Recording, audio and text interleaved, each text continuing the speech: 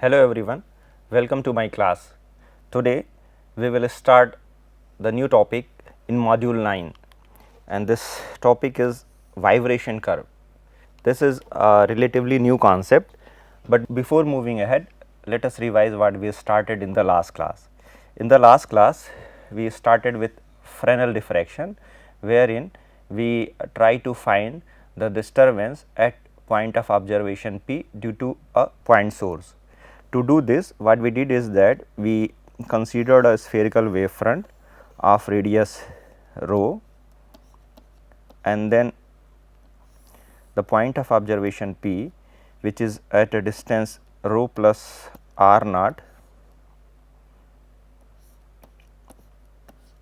Here we measured the disturbance due to this point source. Yeah. Now, to do this, we divided this spherical wavefront into multiple half period zone or Fresnel zone, and the distance of each this zone or this annular ring from the point of observation P is such that this one is r naught plus lambda by 2, this is r naught plus lambda, this is r naught plus 3 lambda by 2, and so on and so forth. Yeah. Now, you can see that the difference between all these distances is lambda by 2. Yeah.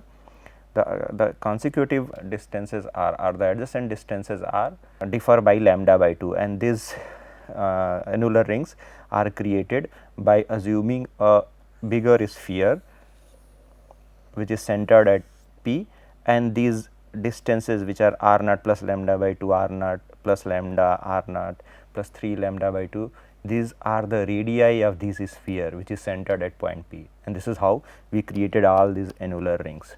Okay. And then we calculated the disturbance at point P due to the point sources which are situated at one of these annular rings or annular region, and then we integrated over all these annular regions, and this gave us the total disturbance at point of observation P, which came out to be E1 by 2, where E1 is the contribution from this central or polar region.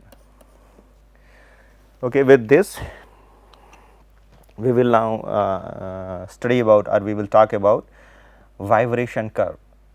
Yeah, this is a graphical method wherein we will study the diffraction pattern of mostly circularly symmetric diffracting element, and this is a qualitative method. Okay. Now, to start with, let us first imagine a polar Fresnel zone. Polar means the first Fresnel zone, which is shaded here. This is called first Fresnel zone or polar Fresnel zone. Now, this Fresnel zone is divided into n subzones. How to divide it in n subzones? Suppose this is our bigger sphere and this is the first zone or polar zone, then we divide it into a smaller strips, smaller annular region. Okay. And thereby we are creating n more annular regions within the first Fresnel zone. Now, if we create these new regions, then the distances of these annular region from the point of observation P are the spheres which are now which are centered at point P will have their respective radii, which are equal to r naught plus lambda by 2 n, then r naught plus lambda by n, and so on and so forth. Okay. And the biggest radius would be equal to r naught plus lambda by 2. Okay. We are having one zone, and then with centered at P we are now drawing so many spheres, and it is cutting it this zone into n subzones, and these subzones are designated by these radii, which are the radii of a sphere centered at point P.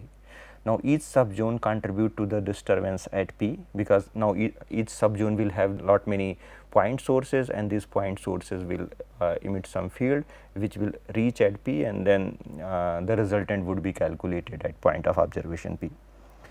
Now, we know that if we take into account all the subzones, then we will get a total field which would be equal to E1, because the first zone is contributing E1 disturbance at point of observation P. And we also know that the adjacent zones are out of phase, they are out of phase by pi degree, and since the phase differences across the entire zone from point O to its edge is pi radian, because we know that when we have a this original Fresnel zone, then each zone have their own phase and adjacent zone differ by pi. Therefore, if we go from center to the periphery, the phase difference is pi radian, which correspond to a path difference of lambda by 2. Okay. And therefore, what we can assume is that each subannular ring or each subzone which are now created from the first zone, each will be shifted by pi by n radian. The whole zone has a pi radian shift, and since we are dividing this one zone into n subzone, therefore, the contribution from each subzone would be pi by n radian. Okay. Each subzone will therefore be shifted by pi by n radian. Now, in this figure, we depict a vector addition of subzone phasors. Okay. We know that in each subzone there are point sources and they are contributing some field at point of observation P, and these field are vector quantity. Therefore, we can replace the contribution from each of these subzone by a vector field, and then therefore we can adopt the phasor addition. Now, say that this first zone is divided into into 10 subzones. Therefore, we will have 10 such fields which would be added vectorially at the point of observation P.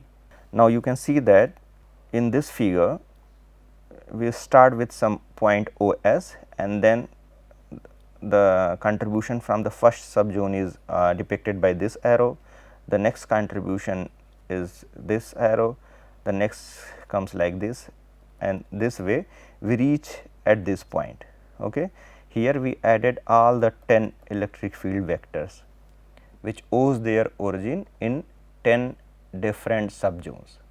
Now, you see that the chain of phasors deviates very slightly from the circle.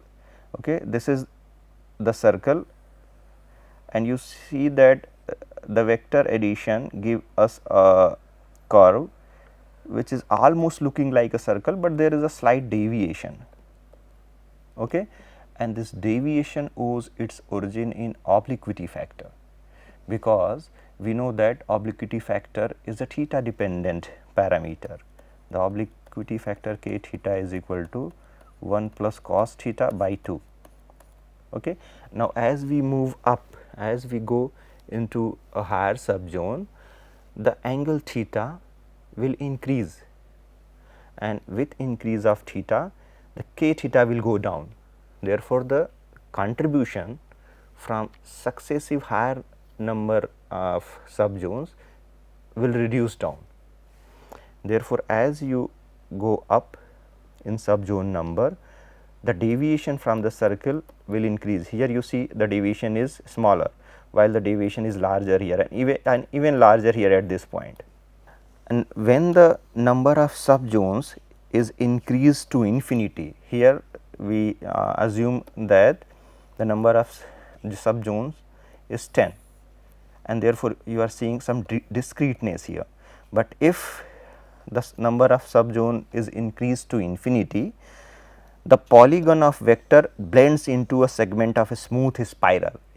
Therefore, instead of this discrete addition, you will get a very smooth spiral.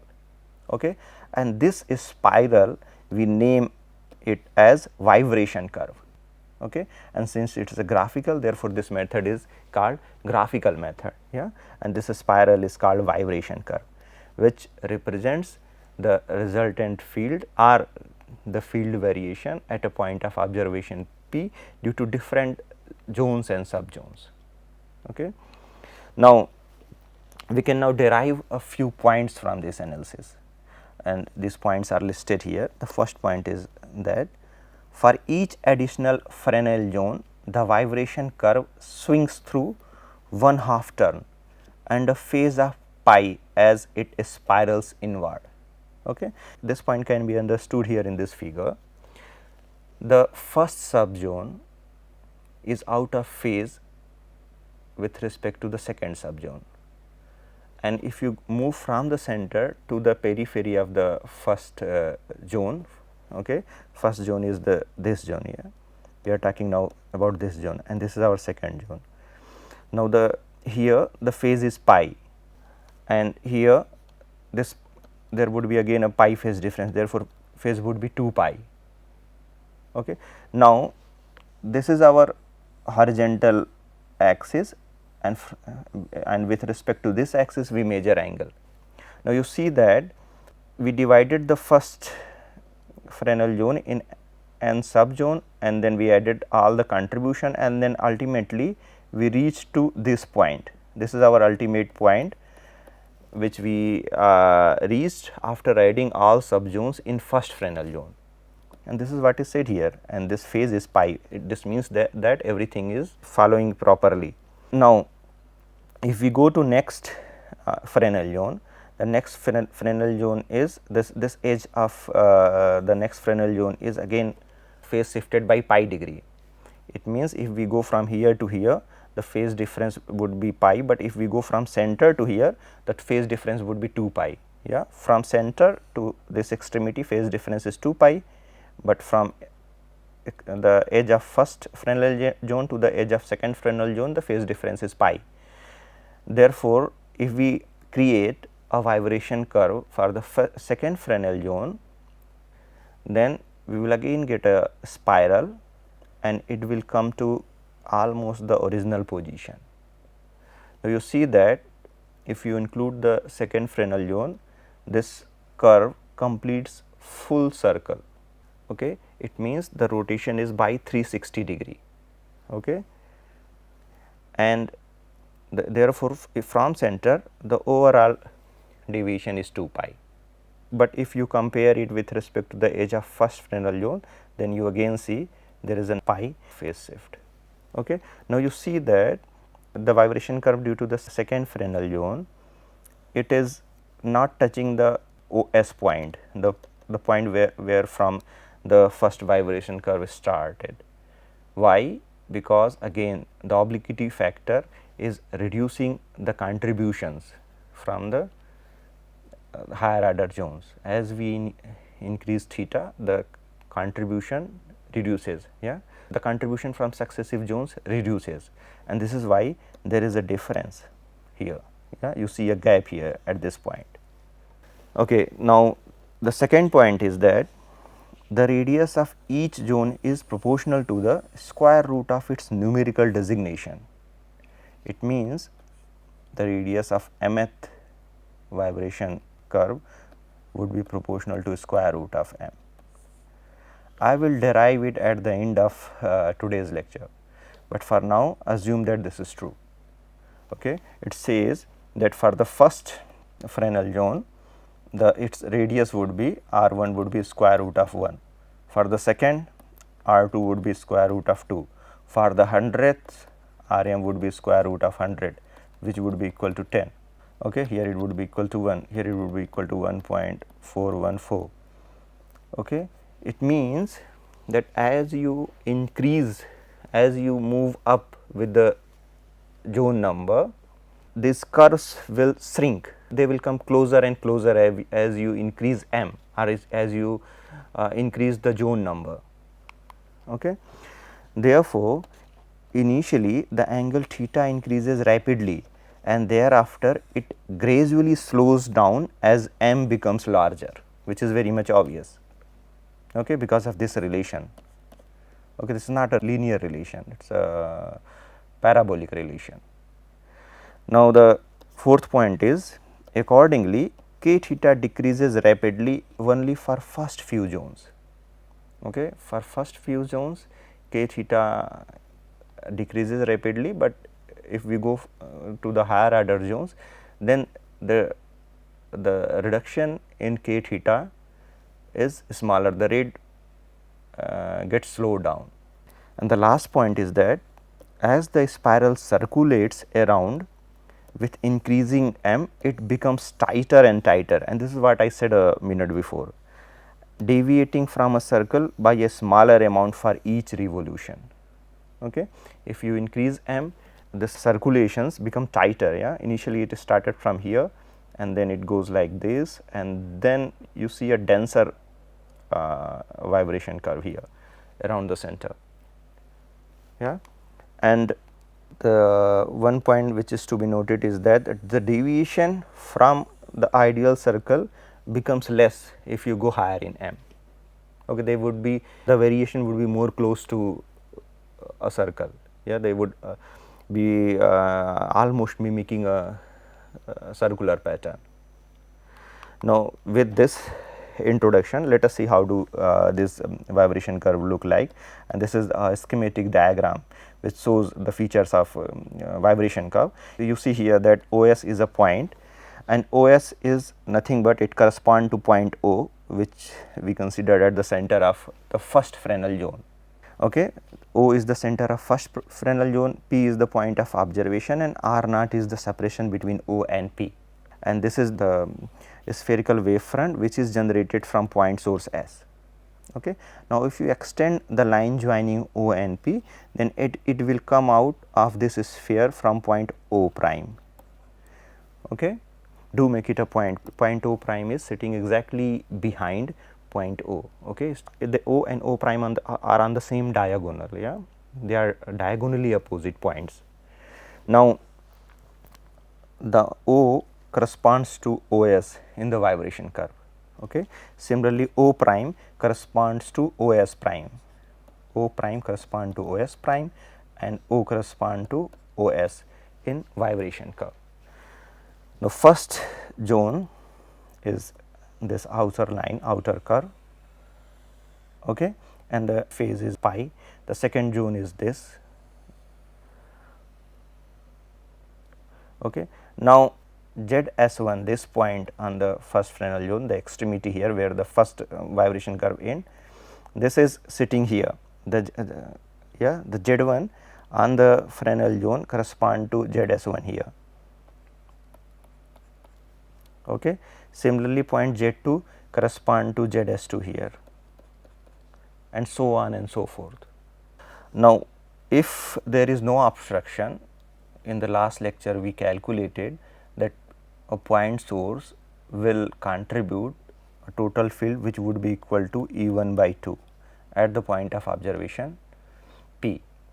And what is E1? E1 is the contribution from the first zone, and which is clearly depicted in the vibration curve too. See, that contribution from the first zone is this vector. Yeah, if you draw a vector, then this is the contribution from the first zone. The first zone starts from here. We are adding up all the vectors, and then we are ultimately getting to point ZS1, and the resultant, the vector addition would be OS1 ZS1. Okay, this line would be the resultant of all this vector addition. Okay, this is nothing but E1. Okay, this is the contribution from the first Fresnel zone, and in this figure OS1 and OS prime represents O and O prime of the actual figure. Okay.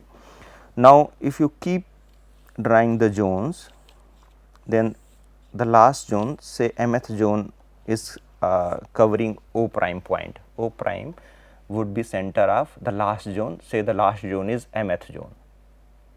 Okay. Now, we know that k theta is 0 for the last zone, because k is 1 plus cos theta by 2 and theta is pi degree there, and therefore, the last zone will not contribute to the vibration curve, and therefore, the ending point of a vibration curve will never touch OS prime here in this figure, since the last zone is not contributing. Therefore, before reaching OS prime, the vibration curve must end, and this is what exactly is happening here. It is not touching OS prime. Okay. Now, if you want to calculate the total disturbance at point P due to all zones which is shown in figure 4a, then this would be equal to this vector. Okay, you will have to just join OS with OS prime.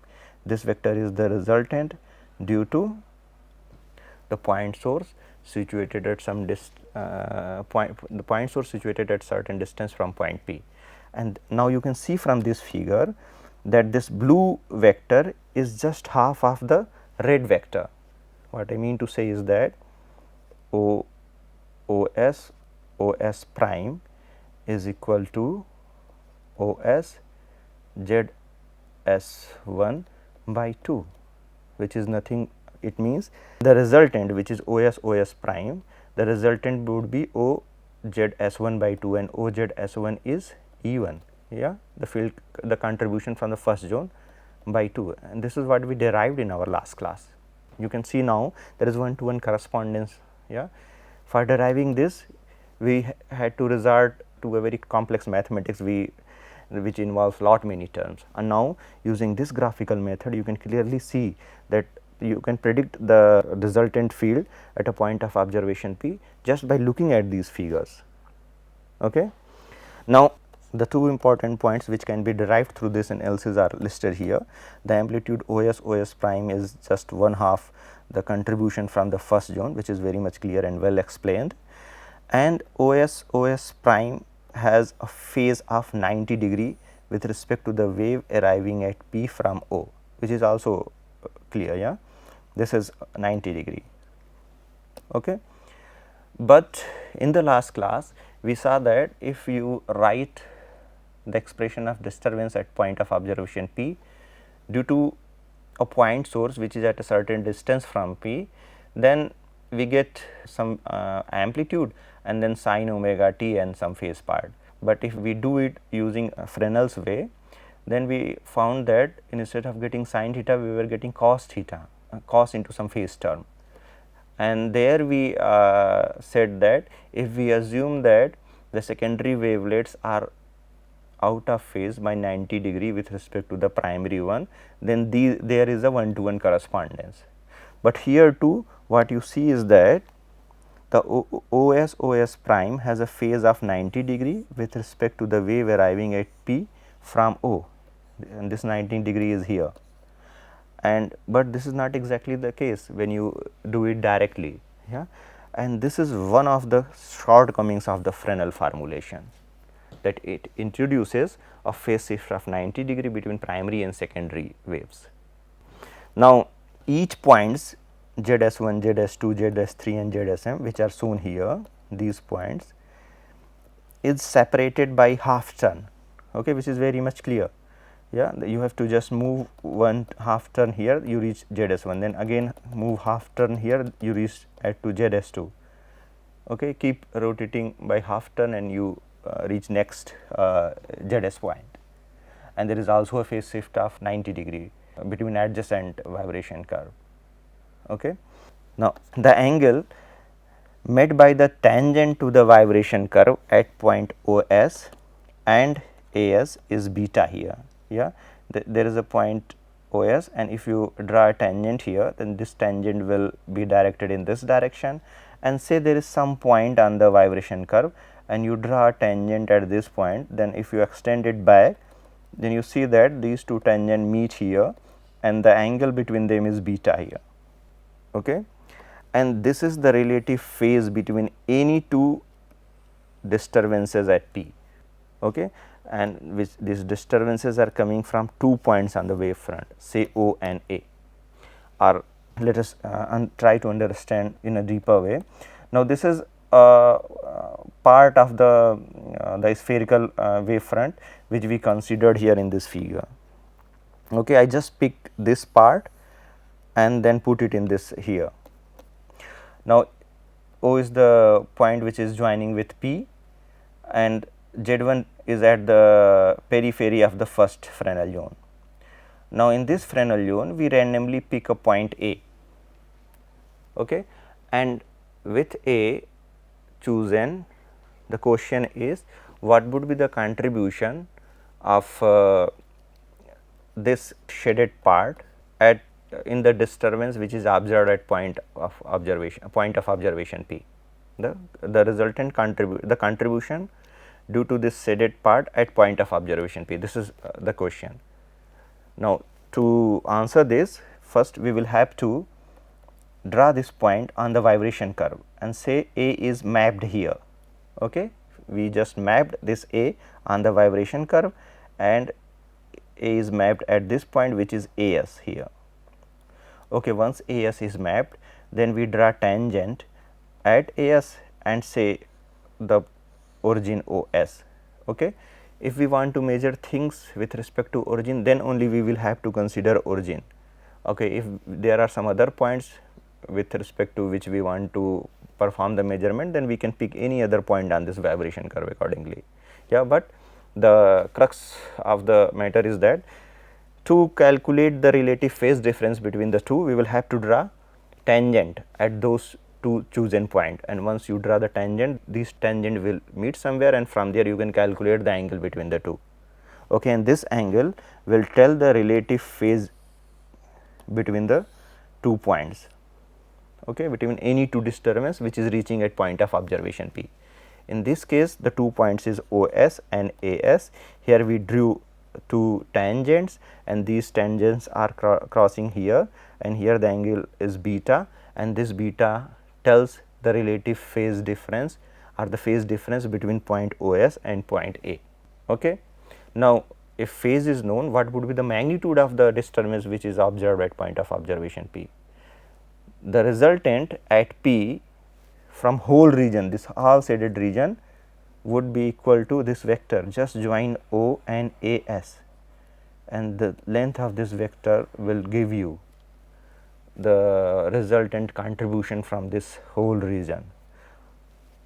Okay, the contribution from this whole region will be given by this vector OSAS. This vector, we call it a phasor. Okay, and this phasor is oriented at angle delta. Okay, this angle is del here. It means that once we have this vibration curve, just by looking at this vibration curve, we can calculate the disturbance at point of observation P. We can calculate the phase. Okay, we will have to just image the corresponding point from the Fresnel zone to this vibration curve. Yeah, and pick some point in the Fresnel zone and then image it here, and then calculate the phase between the two, calculate directly the amplitude, the resultant at P from the whole region. It would be quite easy. Now, with this information at hand, we will implement this in circular apertures. Okay. Till now, we were just considering point sources which were unobstructed. Yeah, and then we were measuring the point, the field, or we were measuring the disturbance at point of observation P. Now, we will implement this knowledge in case of circular aperture. Okay, for this, envision that we have a monochromatic spherical wave which is impinging on a screen and which has a very small circular aperture or circular hole. Okay, and assume that the sensor at P, okay, instead of detector we are calling now sensor. The sensor at P sees an integral number of zones. Okay, this is just an assumption. We have a screen, and in this screen we have a circular aperture or circular hole, and the point of observation P is here, and the camera here is, or the sensor here is seeing a integer number of zones. Yeah, because there is a point source here and it is emitting a spherical wave front, and these spherical wave fronts are divided into lot many Fresnel zones or annular rings, and these annular zones are being observed from point of observation P. Now, the point of observation P is situated such that it is saying integer number of zones, and assume that this integer is equal to m. Now, there are two cases. The first case is when m is even. Now, in this particular case, since we are seeing a part of zones, okay, we are not seeing all zones. we are seeing a part of zones, because whole circle is like this, the whole wavefront is spherical and the part of the wavefronts are visible from the point of observation P, because aperture is only allowing a part of this wavefront letting through this opening, okay, and rest of them are getting blocked. Okay. Therefore, the majority, like of course, the last zones are not visible, okay, they are not passing through this circular aperture. Therefore, the obliquity factor for the last zone which is visible from point of observation P would not be equal to 0, because last zone in our case would be M, okay, which are the maximum value of zone which is getting through this circular aperture. Okay. Initial M zones are only allowed to pass through this circular aperture, and for this initial M zones does not include the last zones which are here in this spherical wavefront, and because for this only zone k theta was equal to 0, therefore, for zones which are visible from point of observation P, Km would not be equal to 0. Okay. With this we can for the visible zones we can calculate the resultant disturbance at the point of observation P. For this we will add up all the contributions from visible zones. Okay. Now, we will add up the contributions from all M visible zones. Okay. This is how we added them up. Now, this is also clear to us that adjacent zones are out of phase by pi degree. Therefore, we have a positive sign before E1 while negative sign before E2, positive sign before E3 while negative sign before E4, okay, and we club them in pairs. And in addition, we also know that these zones are adjacent and they contribute nearly equally. Okay. Therefore, E1 would be almost equal to E2, similarly E3 would be almost equal to E4, and therefore, we can clearly see that the resultant E would be almost equal to 0. We will not see anything at the point of observation P if the circular aperture allows only even number of zones, okay, and therefore, the resultant intensity would also be equal to 0. Now, let us go to the next case where M is odd. Okay. Now, here again we are doing the same thing, but now the clubbing is done, clubbing is started from the second contribution, the E2, E2, E3 are here clubbed, E4 and E5 are clubbed, and the last two zones are clubbed here. Why we did not did with E2, E1 and E2? Because as you increase theta, the contributions from the successive zone reduces. Okay. Therefore, the contribution from the last zones would be smallest, and the contributions from the first two zones that would be biggest, but the difference between contributions from the initial zones would also be very different. Yeah, even the E1 would the difference between E1 and E2 would be larger than the difference between the last two contributions, and therefore, the clubbing is done this way. Okay. With this 2, this term would be equal to 0, this term would lead to 0, this term would be equal to 0, and here we get a non-zero resultant which is equal to mod of E1, that is equal to the contribution from the first zone. Okay. Now, this is roughly twice the amplitude of the unobstructed wave. Okay. In the last class, what we saw is that we have a point source, and here it is the point of observation P, and the point source is contributing a disturbance at a point of observation P in such a way that the resultant disturbance at P is equal to E1 by 2. But now, here what we are doing is that we are covering a part of the point source. Okay.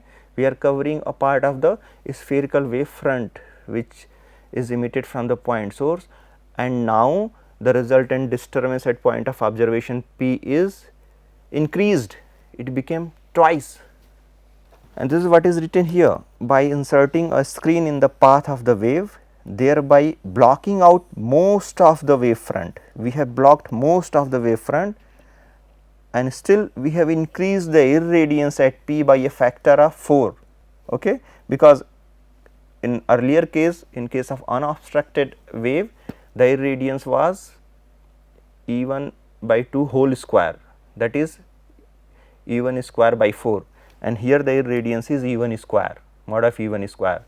There is a difference of a factor of 4 now. Now, because of the complete symmetry of the setup, we can expect a circular ring pattern. Okay. Now, see the beauty of this vibration curve analysis. Yeah, things are very much simpler now. Now, since the aperture is circular, we expect that there would be a circularly symmetric pattern, and most probably it would be concentric ring pattern. How to know this? We will again analyze it. We will see how do we get a concentric circular ring pattern using this vibration curve. Now, if we have considered the two cases, in first m was even, in the second m is odd, but what if m is in between? Okay, if m is not integer, the irradiance at p is somewhere between 0 and its maximum value. Yeah, it would take a mid value, okay, between 0 and its maximum value. Okay. Now, consider the case where we assume that the aperture, the circular aperture radius is increasing slowly, it is expanding smoothly. Okay. Assume that initially it is just the radius was nearly equal to 0, and then it is getting bigger and bigger slowly. Okay. Then what will happen? The amplitude at point P can be determined from the vibration curve. Now, if you increase the radius, now see, suppose this is the aperture and you were initially seeing, say, first Fresnel zone and the second Fresnel zone.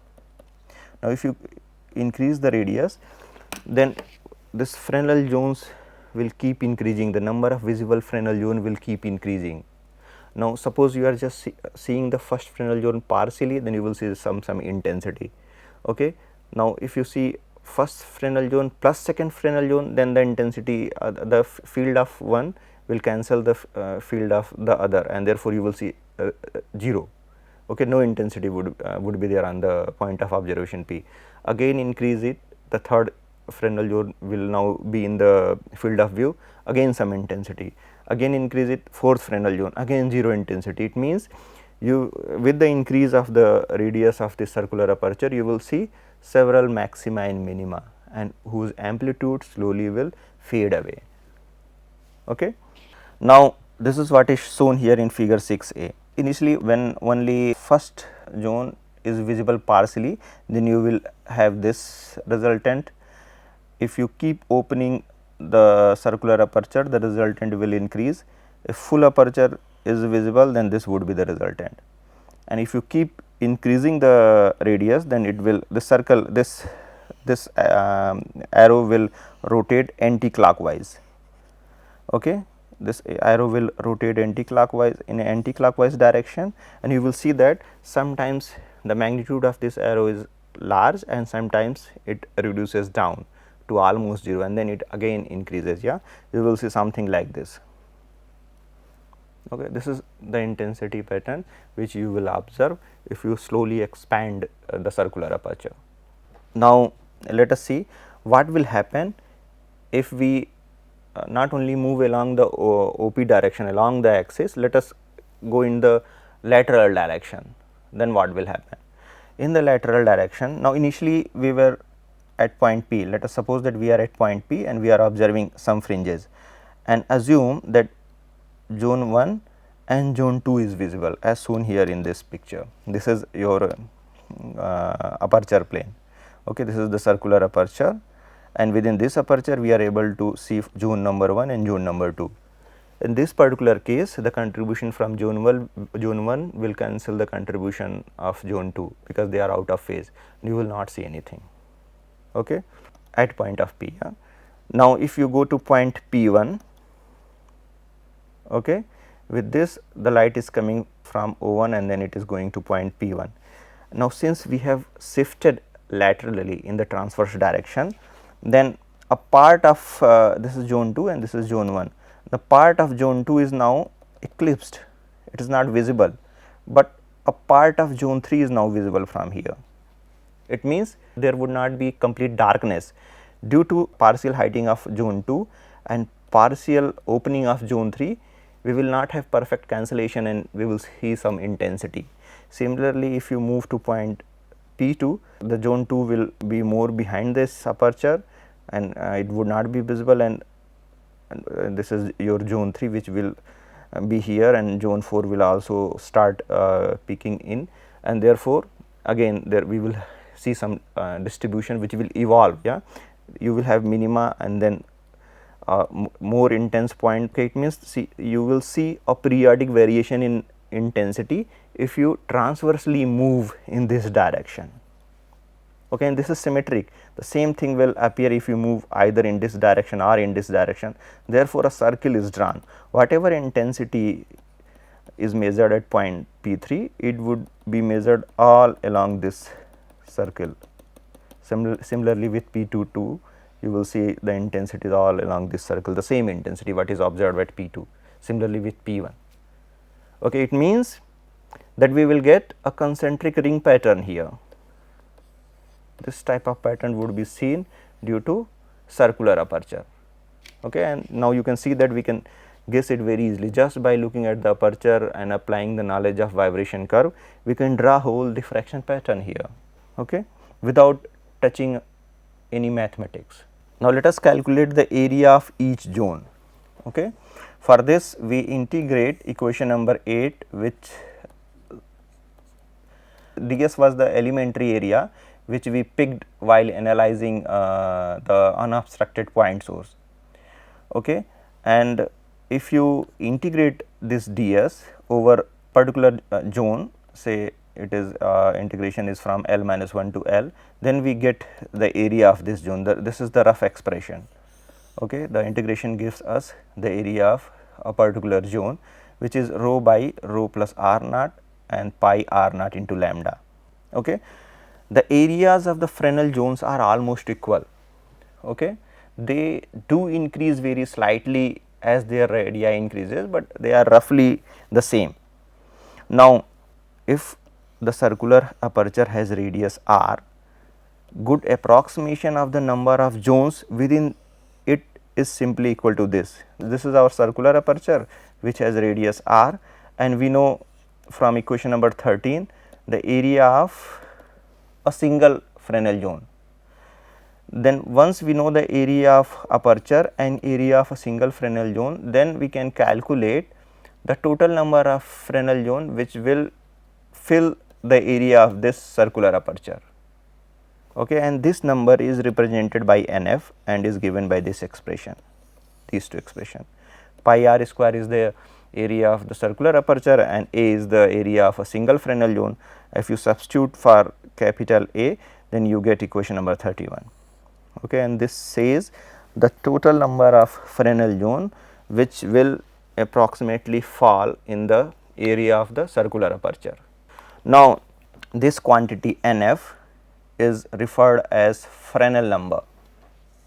Okay.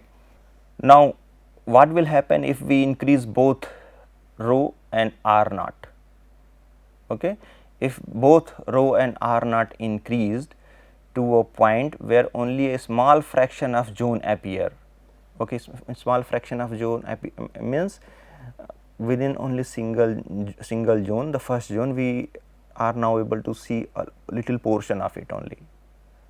Okay, and if we are only see of the first zone partially, then only we say that rho and r naught are very high, and with this you see here rho and r naught are increased sufficiently, and in the numerator we have rho plus r naught, while in the denominator we have rho into r naught, and since both rho and r naught are a big number, the denominator will be very huge as compared to the numerator, and therefore NF would be much smaller than 1 unity, and this is what is shown here.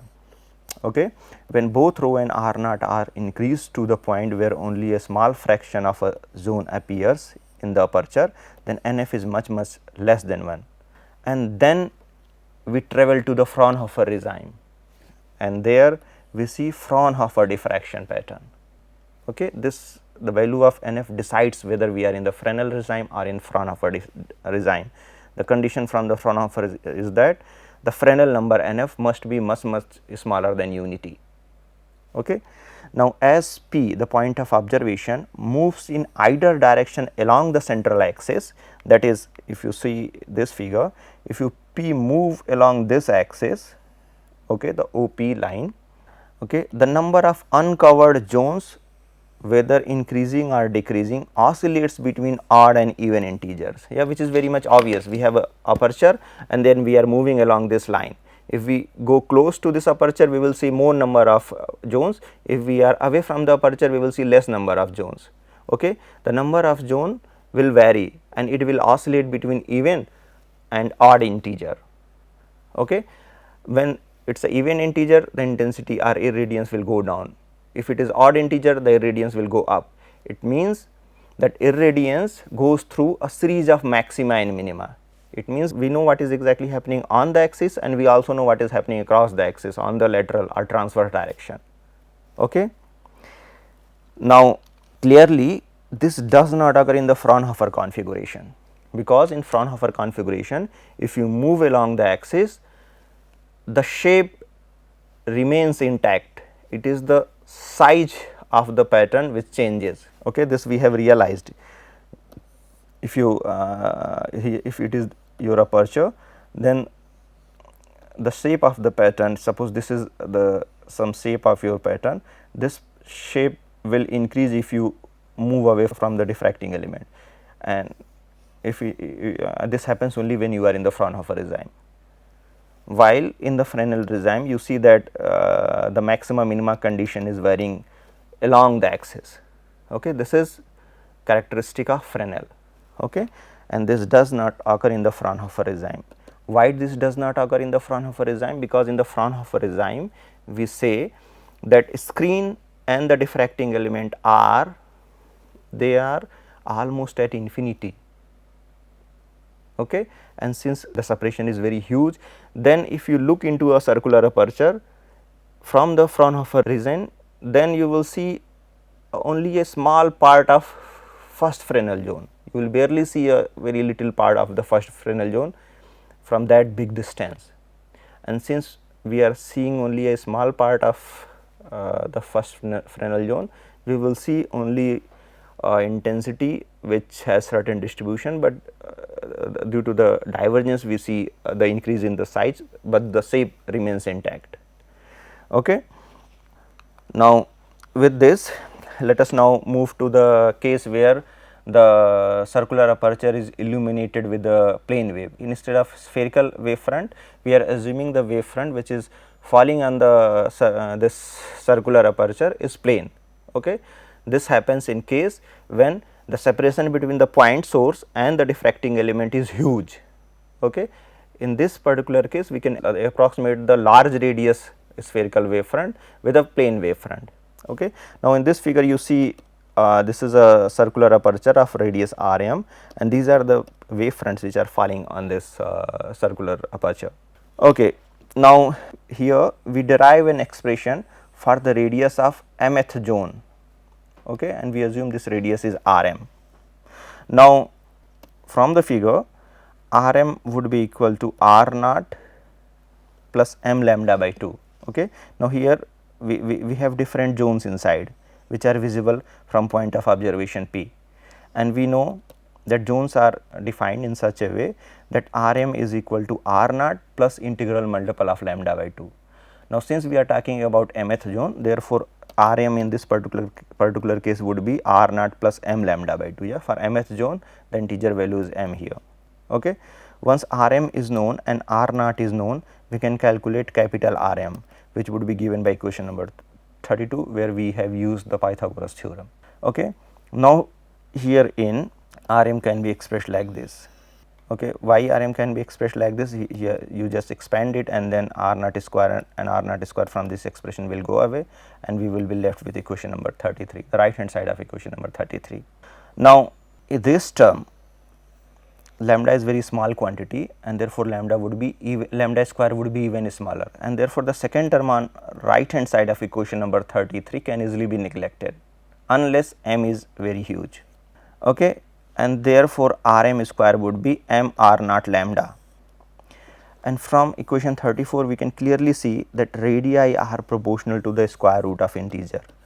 Rm is proportional to square root of m, which is what I wrote in my initial slides, probably second or third slide, and I said that I will prove it at the end of this slide, is end of this lecture.